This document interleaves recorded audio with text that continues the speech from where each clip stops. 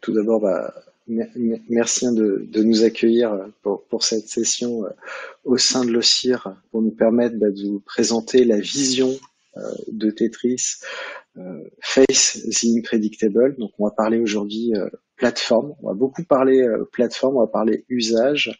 Mais avant ça, je vais prendre juste quelques instants pour me présenter Tetris.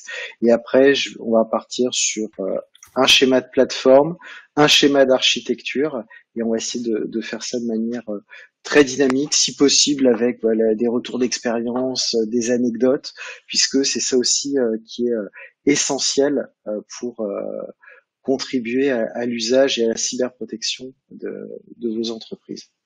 Donc Nicolas, tout d'abord, donc moi je suis ancien RSSI. J'étais à votre place pour un certain nombre de vous pendant près d'une dizaine d'années. Tout d'abord dans la métallurgie où j'étais RSSI industriel entre 2010 et fin 2015, où j'ai eu l'occasion d'être le premier client de Tetris sur la partie service et le premier client de Tetris sur la partie produit. Donc c'est avec cette expérience double d'anciens clients, anciens responsables de SOC, anciens RSSI Indus, que je suis là aujourd'hui chez Tetris, et après j'ai été quelques années RSSI dans la grande distribution. Qui est Tetris? Donc Tetris c'est un acteur français. Donc on parle beaucoup de tiers de confiance, d'innovation, qui a une vision de ce qu'on va appeler une cyberdata platform dès 2012. Donc dès 2012, dans la vision de nos fondateurs, il y avait cette notion de dire que un antivirus seul ne suffit pas, une sonde réseau ne suffit pas, un SIEM ne suffit pas, et que l'enjeu, vraiment l'enjeu, allait être de comment détecter plus vite, comment utiliser les mécanismes d'industrialisation, d'automatisation. On parlait ni de SOAR à ce moment-là, ni de plateforme et encore moins d'intelligence artificielle. Comment tous ces concepts-là ont vu le jour et ont constitué la solution de Tetris là maintenant après 11 ans de R&D. Donc aujourd'hui, on revendique être une XDR. Donc on verra par Gartner qu'est-ce qu'une XDR, puisqu'il y a beaucoup de visions. Ça fait un peu partie de ces acronymes barbares, de Extended Detection and Response, d'EDR pour Endpoint Detection and Response. Et aujourd'hui, le sujet de la lisibilité, quand je discute avec vous, avec vos pairs, de qu'est-ce qu'une XDR, qu'est-ce qu'on met dedans, peut être quasiment un sujet à part entière, une intervention à part entière. Donc je prendrai quelques instants dans 2 slides pour revenir sur ce que c'est. Aujourd'hui, on est présent dans plus de 100 pays et on a des clients dans tous les secteurs d'activité. Et notre positionnement est particulier dans la chaîne de valeur, c'est l'éthique avec laquelle on va traiter les données. Et aujourd'hui, on est le seul acteur du marché où nous n'avons pas besoin d'accéder aux données métiers pour vous protéger. Aujourd'hui, voilà, donc on est sur une vision, voilà, de traitement éthique des données et comment cet accès aux données, on va dire, est protégé pour ne pas pouvoir être utilisé, un peu dans la logique des armes militaires à double usage, contre les sociétés qui utilisent cette solution. Nos fonds également, au-delà de la partie développement qui est en Europe, le hosting qui est en Europe, également les fonds qui nous ont aidés sur cette levée de fonds il y a 1 an maintenant, sont également des fonds européens. Et donc là, on est en train de préparer pour la fin d'année une série B pour continuer cette accélération. Aujourd'hui, Tetris, c'est plus de 220 personnes, donc plus de 150, 170 personnes dédiées à la R&D au niveau du produit. Vous nous avez très certainement connus comme éditeur et opérateur de solutions de sécurité. Là, il y a 18 mois, on a vraiment fait ce pivot où on se concentre exclusivement sur l'édition de la XDR plateforme et on est opéré au travers soit de clients qui ont les équipes qui vont bien ou au travers de partenaires de type MSSP. Ouais. Donc, en bref, donc ce que je disais en introduction, c'est Tetris créé en 2010. 2012, voilà, ça a été le lancement de la R&D de cette cyber data platform, avec un premier point de pivot qui était la neutralisation en automatique. On parlait tout juste d'EDR à l'époque dessus. Deuxième, levée de fonds, et aujourd'hui voilà, on a complètement décollé ces 10 dernières années. Qu'est-ce qu'on va mettre derrière le sujet alors, d'une data platform, d'une XDR? Alors, prenons la définition de Gartner. Une XDR est avant tout une plateforme délivrée depuis le cloud avec plusieurs points d'entrée. Donc les points d'entrée peuvent être des endpoints, peuvent être des solutions tiers. Et on va comparer ces notions de XDR par rapport à du best of breed, donc vraiment du patchwork de solutions dans lequel on va retrouver très logiquement et rationnellement du SIEM du soir en point d'exploitation. La logique de la vue XDR est d'exploiter l'ensemble des datas qui seraient générées et des remédiations au travers de la plateforme en elle-même. Et le Gartner donne la définition, c'est que pour être éligible au sens Gartner d'être une XDR, il faut qu'elle comporte au moins 3 solutions parmi de l'EDR, de l'EPP, de la sonde réseau, du NDR et ou de la plateforme messagerie, du MTD, du Mobile Threat Detection, du Cloud Workload Protection ou du Honeypot. Donc, selon cette base, on va dire selon ces définitions, il y a 11 sociétés qui font du XDR sur le marché. Donc c'est une étude du mois de novembre dernier. Je vous invite à aller consulter pour avoir plus d'informations sur qu'est-ce qu'on met dedans, mais c'est aussi ça qui va venir driver et piloter les choix. On parle de XDR parce que aujourd'hui, une menace n'est plus monodimensionnelle. Il y a plein de gens qui font des démonstrations en disant on va faire une attaque à 2, 3 niveaux avec les étapes de reconnaissance, de passage, latéralisation, élévation de privilèges, persistance, donc tout ce qui va être la kill chain. Donc par rapport à cela, on est vraiment dans un besoin d'analyser, de traiter massivement de la donnée pour faire face à cet imprédictible. Je passais directement. Donc, la plateforme XDR, au sens Tetris, c'est une plateforme en SaaS qui, au travers d'une console unifiée, permet de protéger 3 écosystèmes, 3 technical landscapes chez les clients. Le premier, c'est l'écosystème des clouds. On parle très naturellement d'Azure, 365, AWS, Salesforce, OVH. L'ensemble des endpoints. Donc, si on fait un clin d'œil à nos amis de Google, on va parler vraiment de la notion de SATA watt. C'est vraiment tous les devices de l'écosystème professionnel des collaborateurs de l'entreprise, des réseaux. Et on va venir adresser le traitement de ces écosystèmes autour de 3 familles de produits. La famille des produits autour des endpoints, avec le triptyque lié à ce qu'on appelle de l'UES, EDR, EPP, MTD. Et le deuxième autour des réseaux, avec la sonde NTA, le Deceptive, le DNS Firewall, et toutes les données qui seraient tiers à l'écosystème qui vont être ingérées au travers de cette brique de SIEM.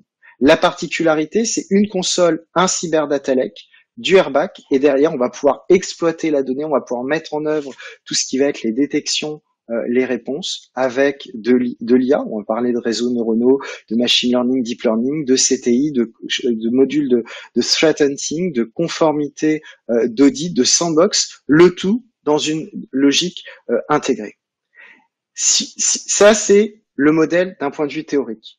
Maintenant, si on bascule d'un point de vue pratique, je me suis permis de faire un petit schéma qui va nous servir en fait de point de pivot pour la suite. C'est aujourd'hui une entreprise, selon le modèle de Purdu, est séparée en 7 zones. Ça va de la zone externe, les zones bureautiques internes, on va redescendre la supervision, la couche process, la couche terrain.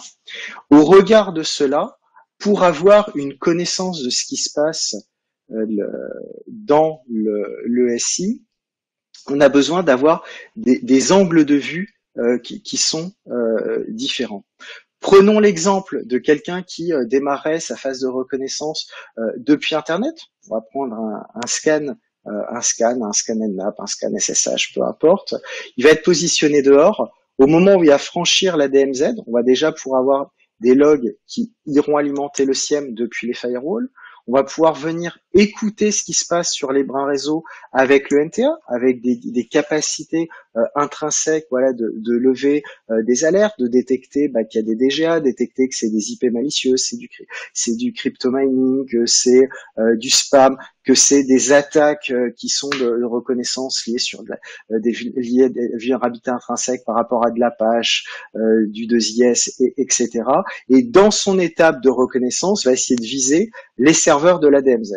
Les serveurs de la DMZ vont être protégés par de l'EDR, de l'EPP, mais également planqués au niveau de cette DMZ, on va retrouver des honeypots, donc vraiment des fake services de type web, SSH ou SMB, qui vont nous donner des informations complémentaires sur l'attaque et qui, quand on croise l'information avec le NTA, on va pouvoir géolocaliser, on va pouvoir qualifier la menace, on va pouvoir enregistrer ce qui se passe, découvrir toutes les tentatives de brute force, et à partir du moment où le pivot va s'opérer au niveau d'une visibilité côté EDR, EPP ou SIEM, on a la chaîne d'attaque qui va doucement et de manière très très explicite venir s'éclairer.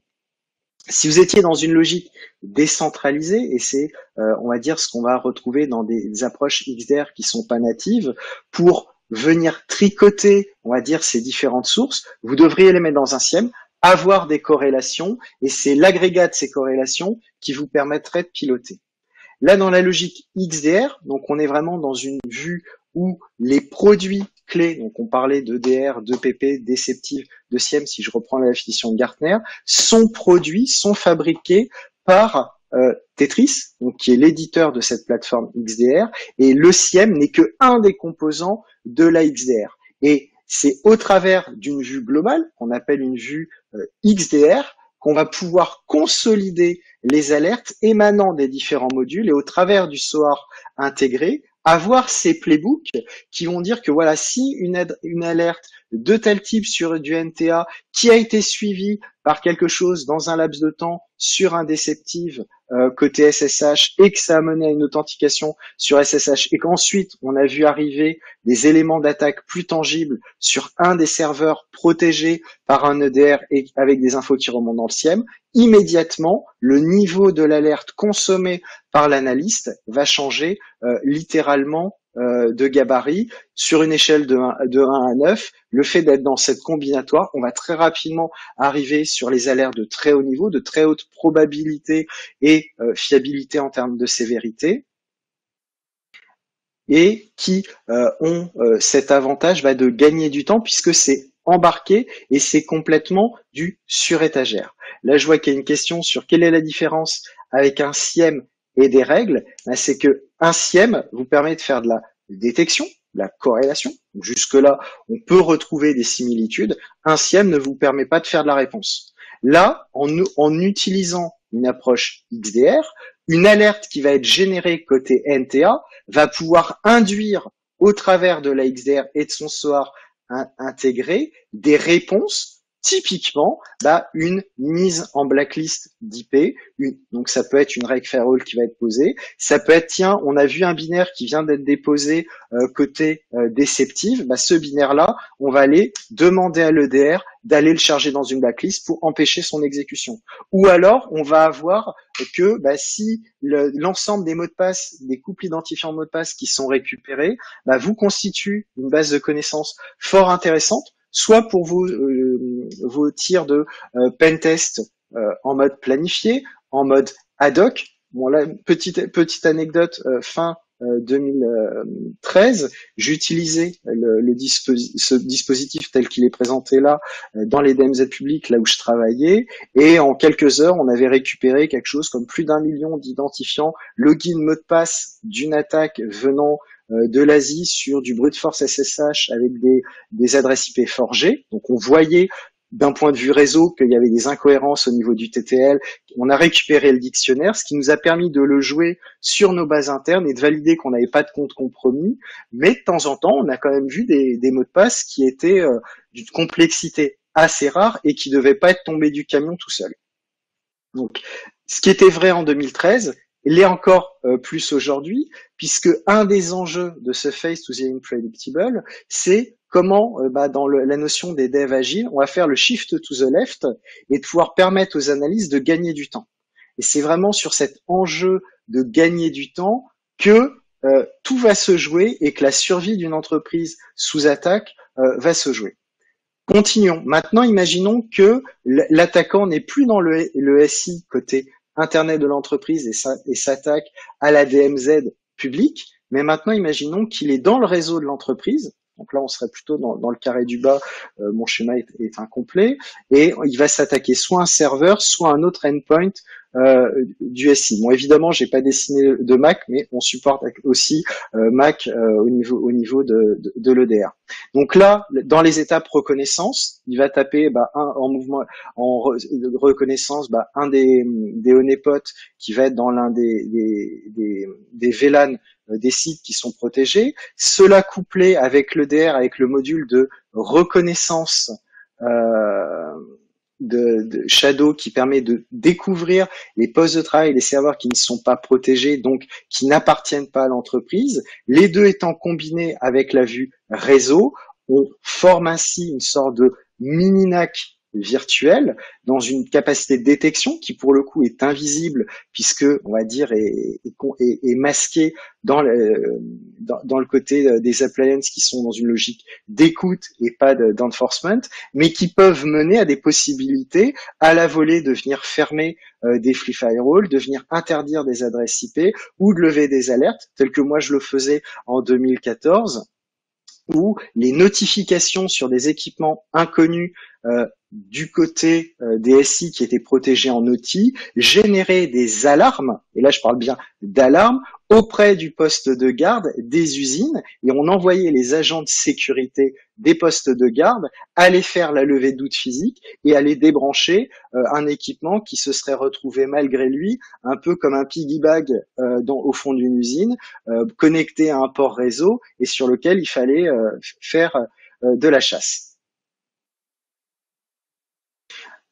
Une particularité de venir, et là je vous parle beaucoup d'industrie, c'est que venant du monde de l'industrie, les premiers clients de Tetris étant des clients IT et OT, on a mis très haut l'accent sur les performances. Donc l'EDR a été conçu dès son origine en 2012 pour tourner sous contrainte de RAM, de CPU, de disque, également de données qui est gérée, et ce qui fait qu'aujourd'hui, cet EDR, dans le cas de la XDR, permet d'être positionné dans le modèle de Purdu sur l'ensemble des couches, hors la couche terrain, sur des systèmes anciens comme de l'XP, anciens comme du Red Hat 5, et on va remonter sur l'ensemble des couches dans la logique des OS jusqu'aux versions les plus récentes. Donc, on adapte aux OS les capacités, puisqu'il y a des OS qui ont des capacités intrinsèques qui sont différentes, mais surtout la solution EDR pour ces systèmes qui sont contraints, il y a de la production, pas de redémarrage. On a des anecdotes où on faisait du recovery et de la décontamination de parcs contaminés dans l'industrie, sur lequel, si vous redémarrez le système, vous abîmez le processus métier industriel qui est dessous. Typiquement, quand vous commencez à installer des agents EDR sur des coulées continues courbes, des machines-outils, des laminoirs, vous ne pouvez pas vous permettre d'arrêter. Si vous arrêtez une aciérie, le procédure d'urgence est très simple, c'est bac de 100 tonnes d'acier en fusion, vous le renversez au sol et derrière c'est ménage au marteau-piqueur.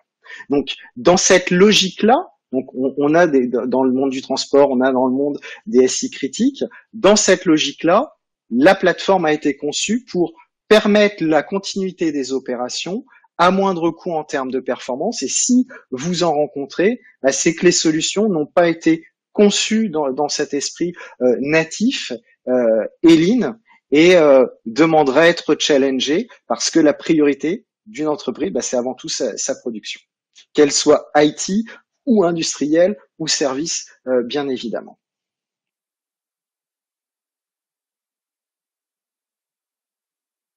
Je continue. Donc la vue à 360, donc le cockpit à 360, que l'attaque soit du type insider threat vienne de l'extérieur. Si vous êtes dans une logique monoproduit, donc au-delà de la dimension intégration à travers du SIEM, du SOAR, toute la complexité va être liée, et là pour le coup c'est une complexité native, va être liée au fait que vous allez avoir 4, 5, 10, 20 éditeurs. Là je voyais il n'y a pas très longtemps une enquête auprès d'une association de RSSI qui signifiait que en moyenne, les équipes cyber utilisaient entre 20 et 30 outils de sécurité. Donc, c'est-à-dire entre 20 et 30 points d'interconnexion, entre 20 et 30 silos de sécurité qu'il faut faire communiquer.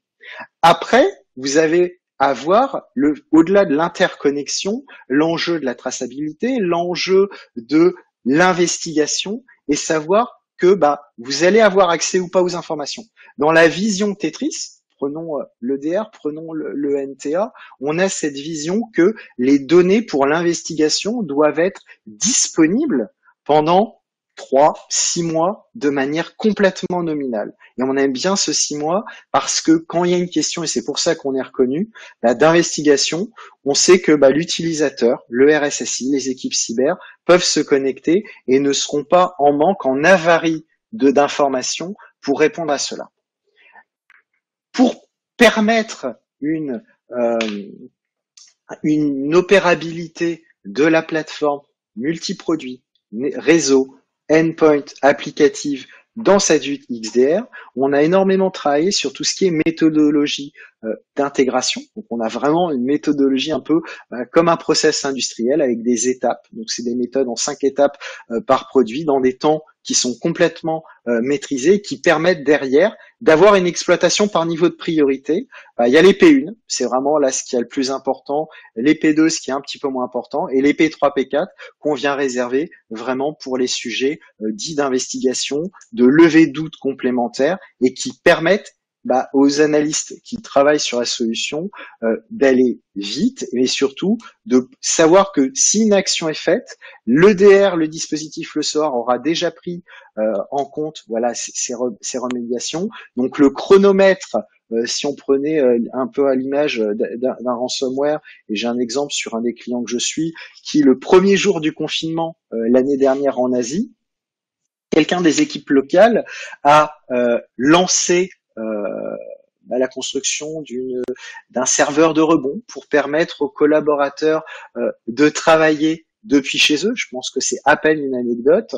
Moins de 8 minutes plus tard, le serveur a été attaqué, donc avec une menace de type ransomware, complètement inconnu des bases de CTI. On était en plus sur quelque chose de ciblé, non équipé de l'EDR. Donc là, ils étaient dans une DMZ, pour le coup, qui n'avait pas de NTA, pas de DCTI. Ils avaient l'EDR tout sauf sur ce serveur de rebond.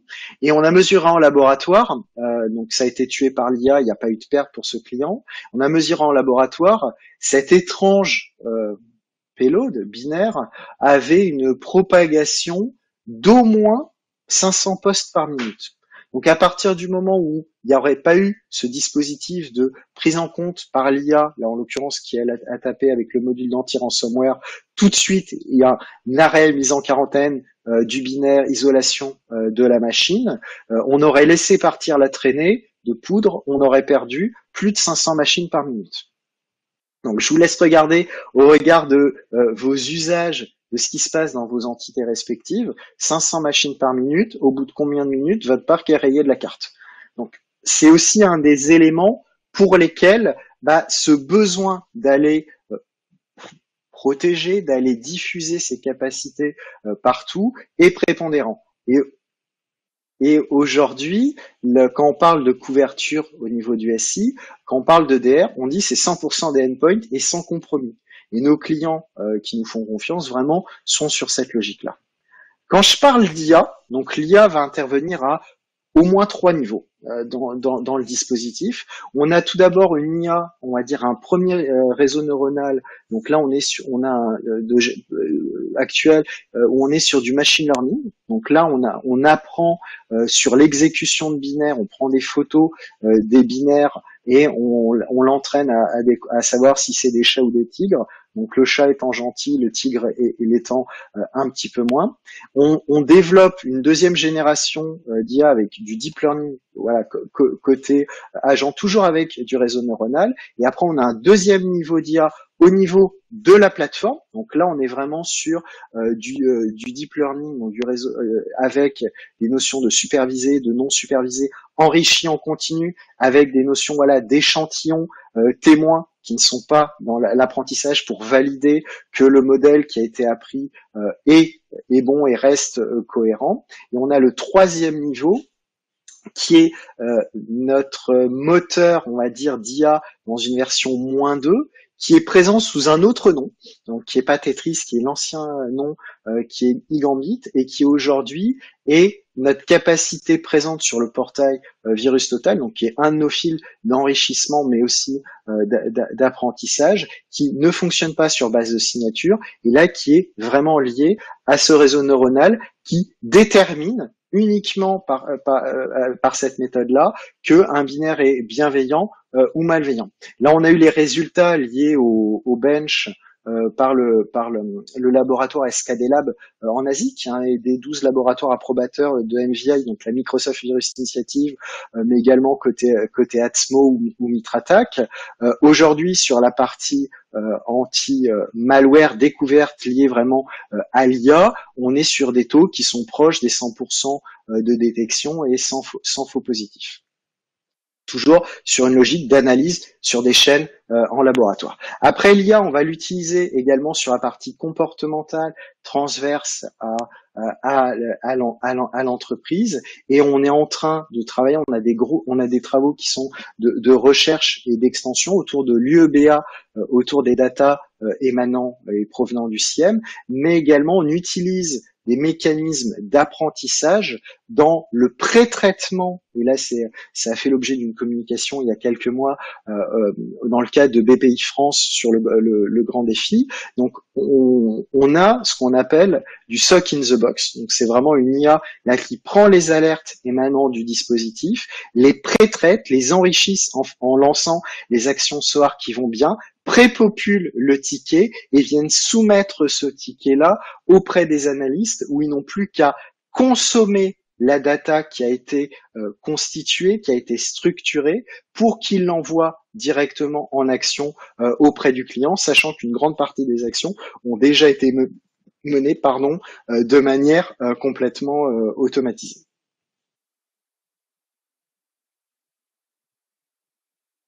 Alors, votre question est super pertinente. Tetris n'envoie jamais de binaire sur une plateforme tiers. On va utiliser... Il faut répéter les questions pour les gens qui n'ont pas vu la vidéo. Ok, donc merci Nicolas. Donc là, il y a une question sur est-ce que vous envoyez vos binaires sur VirusTotal. Donc aujourd'hui, les binaires, donc quand ils sont détonés côté CTI, côté Sandbox, donc je vais revenir sur mon schéma. Donc un binaire qui serait vu dans votre parc va remonter dans la plateforme au niveau de la CTI et des Sandbox. On va interroger dans les fils, là, je vous parlais de VirusTotal. Par contre, un VirusTotal n'est pas interrogé par la soumission du binaire. Vous connaissez VirusTotal, où il faut soumettre le binaire. Là, on a des accords qui fait qu'on soumet de manière privée uniquement le SHA-256 du binaire. On n'a pas le MD5, pas le SHA-1, parce qu'il y a des problématiques de collision, donc vraiment mathématiques, qui permettraient de faire croire qu'un binaire est un autre binaire. En aucun cas, les binaires de nos clients sortent du dispositif de la plateforme. Et pour aller même plus loin, la partie des raw data, donc des data générées par les différents produits, sont placés au choix du client, soit sur la couche produit, donc au niveau de la couche produit, soit on-prem, parce qu'il y a des appliances on-prem qui hébergent ces données-là, soit ces appliances produits sont hébergés au sein de la XDR plateforme, elle-même hébergée en Europe.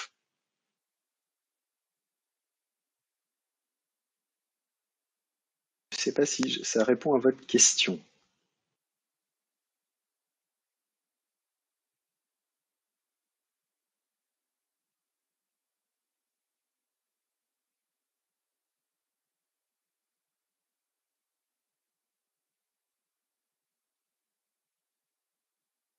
Alors, je vois la question suivante qui est en train d'être écrite. Donc aujourd'hui, on a cette plateforme donc, constituée de la console unique, du Cinder Data Lake, des capacités, on parlait d'IA, on parlait d'hunting, d'enrichissement. La particularité, là j'en reviens aux données métiers, c'est que même sur l'étape dite de forensic, nous n'avons pas besoin d'accéder au contenu des mails, nous n'avons pas besoin d'accéder au contenu des bases de données clients, tout simplement parce que d'un point de vue éthique, on se l'interdit. On a besoin de travailler sur du code actif, on n'a pas besoin de travailler sur ces documents qui sont confidentiels clients. Et ça, aujourd'hui, je vous invite à regarder sur ce que fait la concurrence autour de tout ce qui va s'appeler le get file. Donc cette option du get file est très différenciante parce que c'est elle qui sert d'arme à double usage par rapport à la confidentialité probable, supposée de vos données. Donc grâce à cette approche, quelqu'un qui opère la XDR plateforme ne peut être le vecteur du viol de votre confidentialité. On n'est pas tout seul dans ce dispositif, cette approche plateforme. On sait là où on est bon, on sait là où ça fonctionne bien, mais on sait aussi que nos clients ont un écosystème de produits. Donc c'est pour cela qu'il y a quelques semaines, donc avant les fêtes, on a annoncé un partenariat, par exemple, avec Proofpoint, qui est un des leaders des solutions de protection de messagerie. On est en train d'annoncer un certain nombre d'autres partenariats pour avoir une intégration, une portabilité de l'information, pas non plus dans une logique de j'envoie des logs et ça part dans le SIEM, ça monte une alerte, mais vraiment d'avoir une interconnexion au niveau des API pour pouvoir faire du bidirectionnel. Donc c'est pour ça qu'il y a cette brique en haut qui s'appelle Open APIs, qui est de dire il y a des données à forte valeur ajoutée cyber qui sont présents dans vos investissements. Aujourd'hui, nous n'avons pas la vocation à court moyen terme d'aller sur ces terrains-là parce qu'on estime qu'on sort du périmètre de ce qu'est une XDR plateforme. Je reviens à la définition de Gartner et on va travailler dans cette logique d'écosystème au travers de ces API-là. Pour s'intégrer d'un point de vue ultra opérationnel, ce qui est possible au travers de la console, donc gestion des configs, modification, création des reporting, gestion des réponses, tout cela peut être fait en miroir au travers des API. Parce que l'on sait que on est à la fois global, XDR, mais à la fois local. Et on va venir s'intégrer dans le SI existant des clients avec le motif de ne pas remettre en cause les investissements qui sont en cours. Donc, on va prendre un produit, par exemple l'EDR.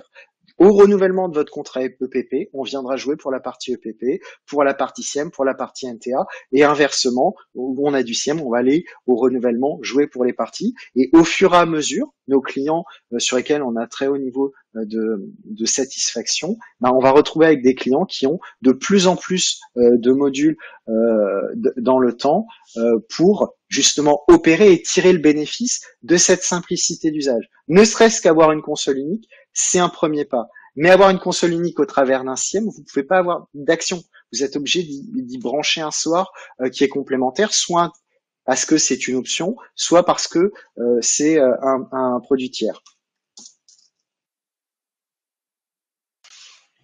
On prendra les questions à la fin de la présentation parce que pour l'instant, on est enregistré.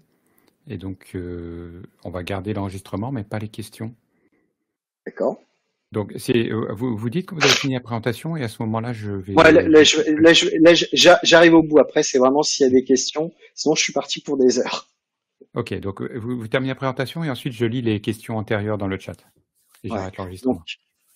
En résumé, donc avoir une plateforme telle que la Tetris XDR plateforme, c'est vous permettre de détecter plus vite, de gagner du temps, ces fameuses précieuses minutes sur une attaque, qui permet à l'analyste de éviter de monter son niveau de stress parce qu'il sait que la contamination est en cours de propagation, donc il a le temps de faire son investigation. La menace est déjà bloquée et après il peut revenir dans une logique beaucoup plus nominale et la plateforme a été pensée pour permettre également ces possibilités de réouverture. Voilà. Donc j'arrive au bout de mon intervention. Si vous avez des questions, bien évidemment, je reste à votre disposition.